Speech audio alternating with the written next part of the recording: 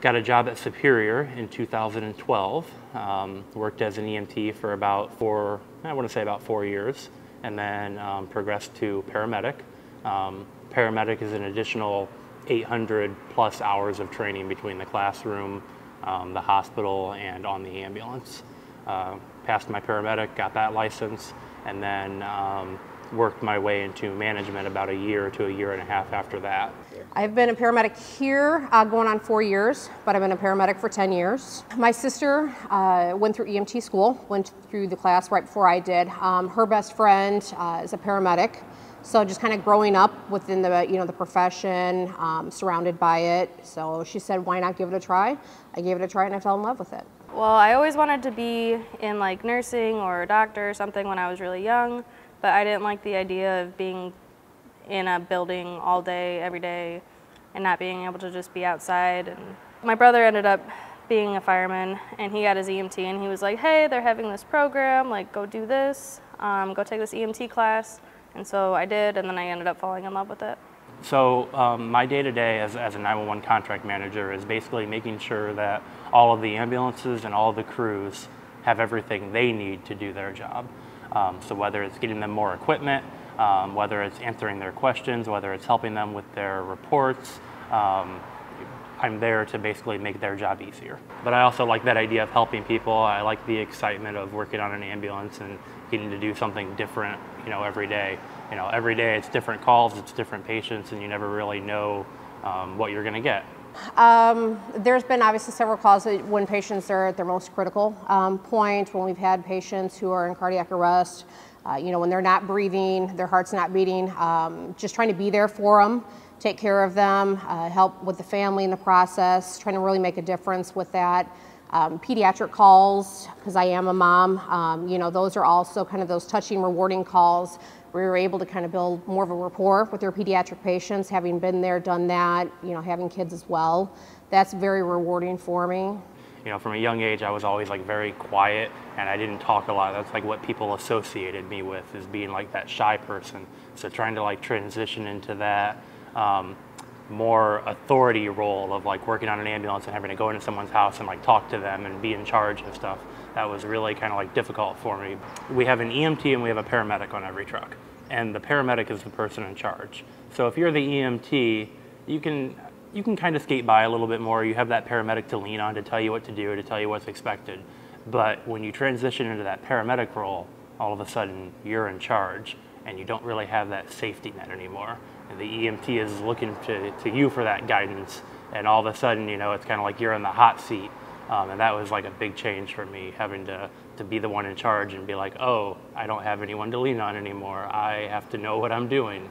And like, I remember just for like the first few months, like, you're on the way to a 911 call, whether it's like difficulty breathing or chest pain, and just in my head, I'm just going through like every possible option and outcome because I don't want to like be caught off guard with anything. So it's very nerve-wracking at first.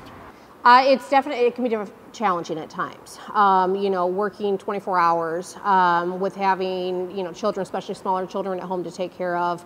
My husband's also a paramedic too. So having that support at home, that he knows what I'll be going through on my 24-hour shift. So he's a little bit more understanding with that.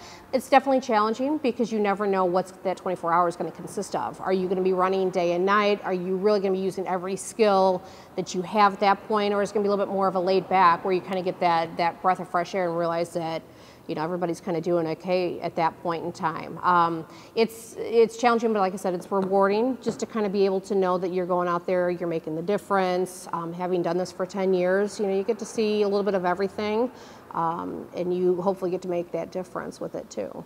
I did have this one regular patient when I first started EMS. He was deaf and he had a stroke, and he tried teaching me some sign language. So he was, like I said, a regular. So he continuously taught me different stuff every time I saw him, and he ended up teaching me friends, which was like this, and that kind of made me feel really connected to him. So every time, we just had this thing where he'd just do this constantly the whole time, and I don't know, I kind of feel like I made him feel safe and loved.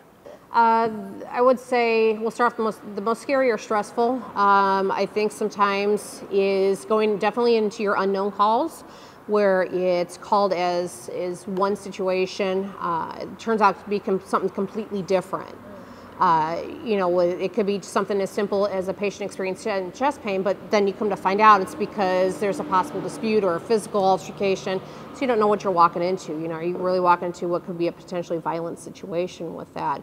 Also, being a female in this profession, which has normally been predominantly male and considered a male's world, with that, you know, sometimes it's a little bit more scary because you have patients or family members that still have that kind of mindset, and they don't understand that a female, you know, is potentially just as capable of taking care of family members, patients, providing the same type of care as a male would. Yeah, I would say, you know, the fact that a lot of our crews work 24-hour shifts, you really get to know the other people that are around you. So whether it's your partner or whether it's in a setting like this where you're in the fire department and you have the fire guys here as well, you really get to know each other. And what that does is it kind of creates a family dynamic. So if you have a bad call or something bad happens, you know, you can kind of tell when one of your family members is off or not doing well. So I think we're all very good about reaching out to each other or talking about it when we have an issue or something's going on. I mean, one of the biggest things that we can use to kill time, obviously kind of continuing to build bonds with, you know, with our partners that we have, talking with them, whether it's stress debriefing, just talking about our families, kind of keeping that rapport open. If time allows, some of us just kind of kick back, relax a little bit, maybe cat nap, because we don't know what that night's going to hold. You know, we could be up and running all night. We could be on I-65 with several motor vehicle accidents. We could be helping the fire department and standing by on a structure fire. So we just kind of try to take advantage of the time that we have, whether it's helping to do that, making sure that the rig stays up to par, it stays clean and stocked, you know, take care of those little honey to-do list items. So yeah, the big PSA would just be sirens and lights. If we're activated, then pull to the right.